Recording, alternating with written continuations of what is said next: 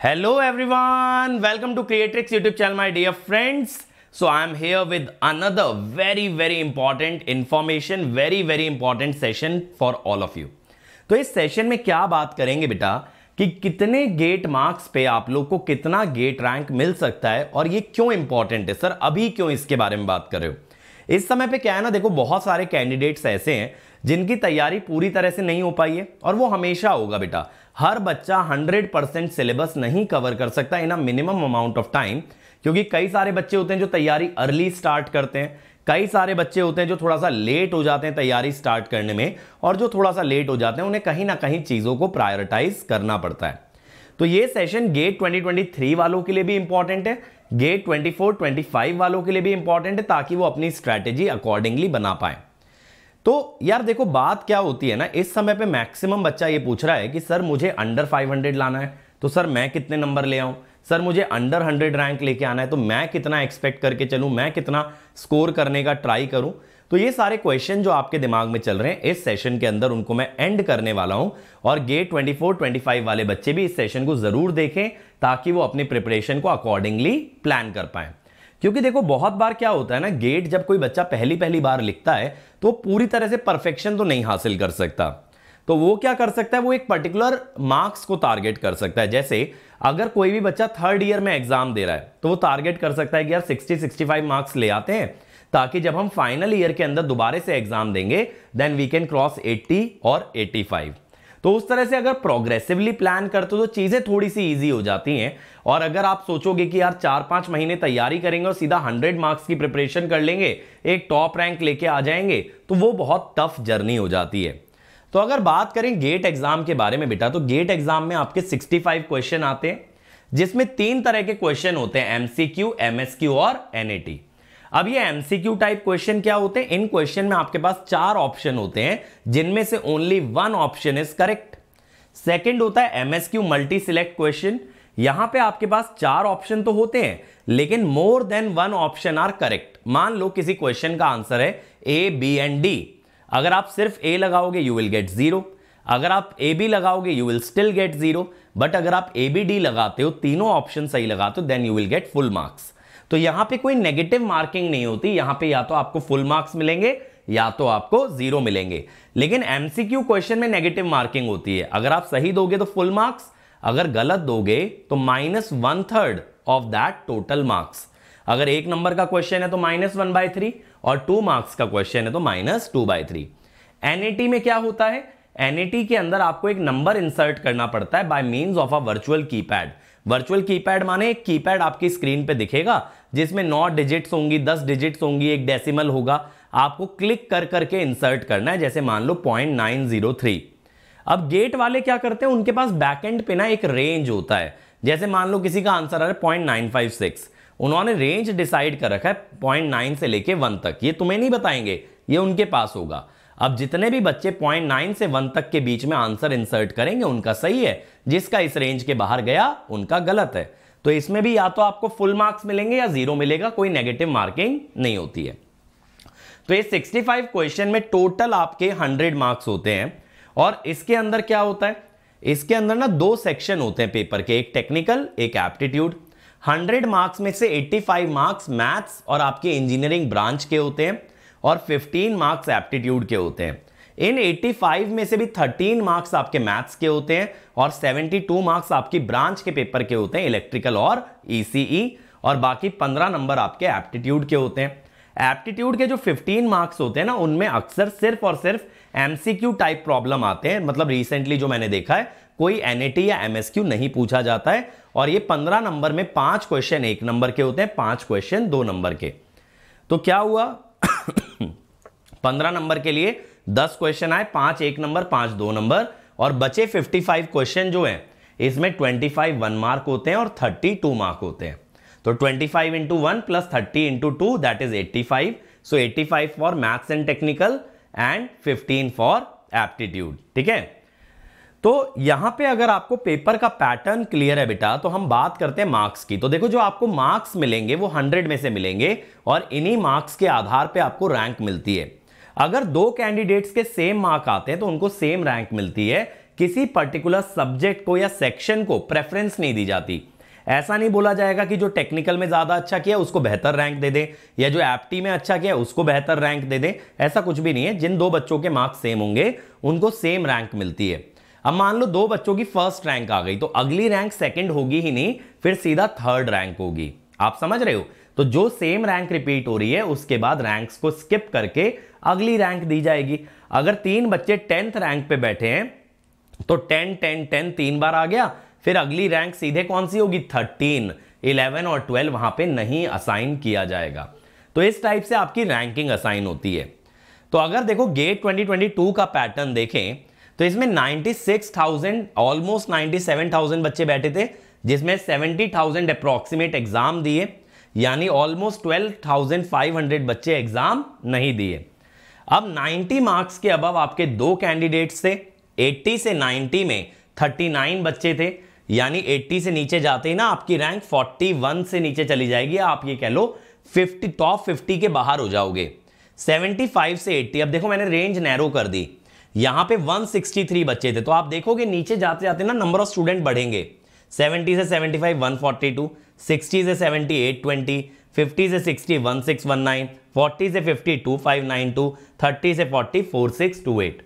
तो अगर गेट 22 की बात करें, अगर आपको टॉप 1000 में भी आना था बेटा, तो टॉप 1000 के लिए आपको अबव 60 मार्क्स चाहिए थे, और टॉप 500 में आने के लिए कहीं ना कहीं आप ये कह लो 65 टू 70 के अप्रॉक्स अगर ले आते तो आप टॉप 500 में आ सकते थे। तो क्या सर सेम पैटर्न गेट 23 के अंदर रिपीट होगा? नहीं बेटा, 2 चीजें होती हैं। देखो हर साल क्या होता है ना, कंपटीशन इंक्रीज होता है। ऐसा मत सोचना ज्यादा बच्चे बैठेंगे तो कंपटीशन ज्यादा होगा, या कम बच्चे बैठेंगे तब क्या होगा। क्या होता है, ग्रेजुअली बच्चों का लेवल भी इंक्रीज हो रहा है, क्योंकि बहुत सारे बच्चे तो रिपीटर्स होते हैं, है ना। और यहां पे इतना सारा फ्री कंटेंट आज की डेट में अवेलेबल है। ऑलमोस्ट सारे गेट इंडस्ट्री के teacher free of cost YouTube पे पढ़ाते ही हैं। तो बच्चों का जो मेंटल लेवल है वो इंप्रूव हो रहा है, और एक तरह से देखो फायदा भी है। मैं कहूंगा इस देश में इंजीनियरिंग का लेवल इंप्रूव हो रहा है, क्योंकि ये जो यूट्यूब का ओपन एटमॉस्फेयर है, इसके चलते बच्चों को ना टॉप टीचर से पढ़ने का मौका मिल रहा है, रिगार्डलेस वो देश के किस कोने में रहते हैं और वो किस कॉलेज को बिलोंग करते हैं। तो एक तो हो गया कि लेवल अप होता है। दूसरा होता है बेटा ऑर्गेनाइजिंग इंस्टीट्यूट। इस बार जैसे आईआईटी कानपुर बना रहा है, तो आईआईटी कानपुर का जो भी हिस्ट्री रहा है वो थोड़ा सा टफ पेपर का रहा है। तो मेरे हिसाब से क्या होना चाहिए ना, यहां पे 3-4 नंबर कम होने चाहिए इस साल for the same type of marks और सेम रैंक। यानी आप ये मान के चलो, अगर किसी बच्चे को टॉप 10 में आना है तो वो बच्चा अबव 85 टारगेट करके चले, 85 87 ऐसे मार्क्स टारगेट करके चले, वो टॉप 10 में आने की अच्छी प्रोबेबिलिटी होगी। किसी को टॉप 100 में आना है तो वो 80 मार्क्स से ऊपर टारगेट करे। अगर 80 के ऊपर आ गया बेटा तो टॉप 100 के अंदर डेफिनेटली आ जाएगा। 80 के आसपास भी आ गया तो भी टॉप 100 का चांस बनेगा। टॉप 500 में अगर आना है तो आप 70 मार्क्स के आसपास टारगेट करो, सिर्फ 67 68 इस टाइप के आसपास आप मार्क्स टारगेट करो टॉप 500 में आने के लिए। और टॉप 1000 में आने के लिए ये नीचे वाली रेंजेस सेम हो जाती है, क्योंकि देखो जो पेपर टफ भी बनता है ना, उसमें टॉपर्स में फर्क आता है। क्योंकि जो बच्चा अब 90 के अबव सिक्योर कर रहा था वो हो सकता है 85 87 पे आ जाए, लेकिन यहां से नीचे जब बेटा आप जाओगे यहां से, तो ये ऑलमोस्ट सेम रहेगा डेटा। क्योंकि देखो पेपर टफ हो या इजी हो, जो बच्चे का बेसिक तैयार है या जिस बच्चे के कुछ ही सब्जेक्ट तैयार है वो ऑलमोस्ट उतने ही नंबर लेके आएगा।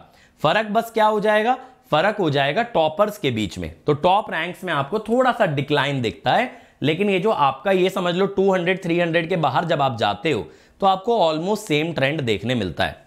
तो जो बच्चे टॉप 500 टारगेट करना चाहते हैं उनको मैं यही एडवाइस दूंगा कि वो लोग 70 के आसपास के मार्क्स टारगेट करें। जिनको टॉप 10 में आना है वो 85 टू 90 टारगेट करें। टॉप 100 में आना है तो बेटा आप कहीं ना कहीं 75 टू 80 मार्क्स टारगेट करो। तो इस टाइप से आप अपना टारगेट सेट कर सकते हो। अगर ईसीई के बारे में बात करें तो ईसीई में देखो जनरली ना पेपर लो स्कोरिंग जाता है, क्योंकि ईसीई वाले जो पेपर बनते हैं वो इस अनुसार बनते हैं कि बच्चों को एमटेक करना है। ईसीई वाली जनता ज्यादातर एमटेक को प्रेफर करती है। तो यहां पे देखो 2022 में 80,000 बच्चे अपीयर हुए थे, सॉरी रजिस्टर किए थे, जिसमें 54,000 अपीयर किए थे, जिसमें सिर्फ 10,000 बच्चे क्वालिफाई किए थे।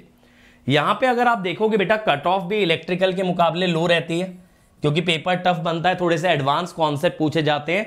किसी भी नॉन कोर सब्जेक्ट की मैं बात कर लूं, एनालॉग की बात कर लूं, कंट्रोल की बात कर लूं, इनका जो लेवल है वो इलेक्ट्रिकल के मुकाबले एक लेवल ऊपर रखा जाता है। तो यहां पे देखो रैंक 1 78 मार्क्स पे था, क्योंकि रैंक 1 काफी लो स्कोर पे था, तो मैं आपको यही एडवाइस करूंगा कि यहां पे आप सेम पैटर्न रिपीटिशन देख सकते हो। क्योंकि अगर आईआईटी कानपुर एक नॉच ऊपर भी ले गई पेपर, एक लेवल ऊपर भी ले गई, तो हद से हद ये 78 वाला बच्चा हो सकता है 75 पे टॉप कर जाए। लेकिन रेंज यही रहने वाली है कि जो आपके टॉप के 2-3 बच्चे होंगे वो 75 to 80 मार्क्स के बीच में ही ला पाएंगे। पिछले कुछ सालों में ईसीई का ट्रेंड ऐसा ही रहा है कि 70 to 80 माने बहुत अच्छी रैंक है। तो टॉप 20 में आने के लिए बेटा अबव 70 मार्क्स टारगेट करें, टॉप 100 में आने के लिए अबव 60 टारगेट करें, और टॉप 500 वाले अबव 50 मार्क्स आप टारगेट कर सकते हो। 500 के ऊपर मैं ज्यादा बात नहीं करता हूं, क्योंकि अपॉर्चुनिटीज ऑलरेडी कम हो जाती हैं। तो मैं ये जानता हूं बेटा, जो भी बच्चे कंपीट कर रहे हैं, जैसे देखो क्वालिफाई 10,000 बच्चे की है ना, तो ये जो 10,000 बच्चे हैं ये कंपीट कर रहे हैं ऊपर की 500 रैंक के लिए, टॉप 500 सीट्स के लिए, क्योंकि उसी में एक अच्छा आईआईटी, एक अच्छा पीएसयू आपको एलोकेट हो सकता है। तो फिर से मैं बता देता हूं बेटा, टॉप 10 के लिए आप क्या टारगेट कीजिए, 75 के ऊपर टारगेट कीजिए, टॉप 20 के लिए 70 के ऊपर टारगेट कीजिए, टॉप 100 के लिए 60 के ऊपर टारगेट कीजिए, और टॉप 500 के लिए अबव 50 आप टारगेट कीजिए। ईसी के अंदर आईआईटी कानपुर के आने का ज्यादा इंपैक्ट नहीं दिखेगा, क्योंकि ईसी का पेपर हर साल ऑलमोस्ट एक अच्छे लेवल का बनाया जाता है। और आपको क्या मिलेगा बेटा, अगर आप टॉप 500 में आ जाते हो, आपके लिए क्या ऑप्शन ओपन अप हो जाएंगे, ढेर सारी पीएसयू आपके लिए ओपन हो जाएंगी। पीएसयू का मतलब है पब्लिक सेक्टर अंडरटेकिंग, जहां पे गवर्नमेंट कंपनी होती है with certain share of the private sector as well. तो यहां पे आपको गवर्नमेंट जॉब वाली सारी फैसिलिटी मिलती है, and at the same time जो पैकेज मिलता है दैट इज कंपैरेबल और even higher than a private job. दूसरा आप क्या कर सकते हो बेटा, एमटेक के लिए जा सकते हो। खास करके ईसी वाले बच्चों को मैं रिकमेंड करूंगा कि वो लोग तो एमटेक को ही प्रेफर करें, क्योंकि एमटेक से बहुत अच्छा प्लेसमेंट है ईसीई का।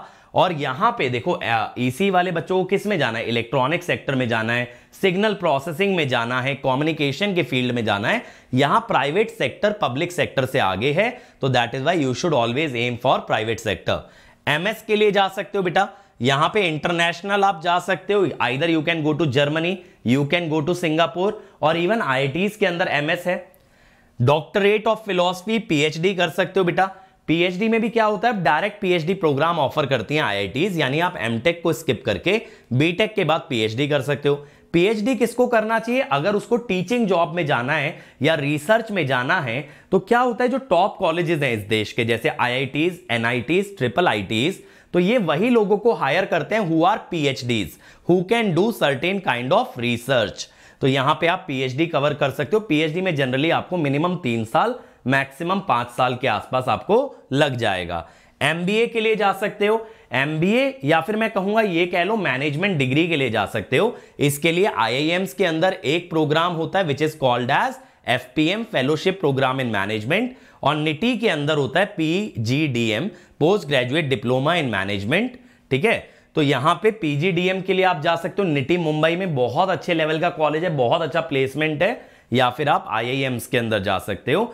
और सबसे बढ़िया बात क्या होती है ना, जब आप हायर एजुकेशन के लिए जाते हो तो अक्सर आपको स्टाइपेंड मिलता है, जो कि आपके other expenses like your travel, your stay, your fooding, ये सारी चीजें कवर कर सकता है। तो एक लिमिटेड अमाउंट ऑफ डिपेंडेंसी रह जाती है आपके पेरेंट्स पे।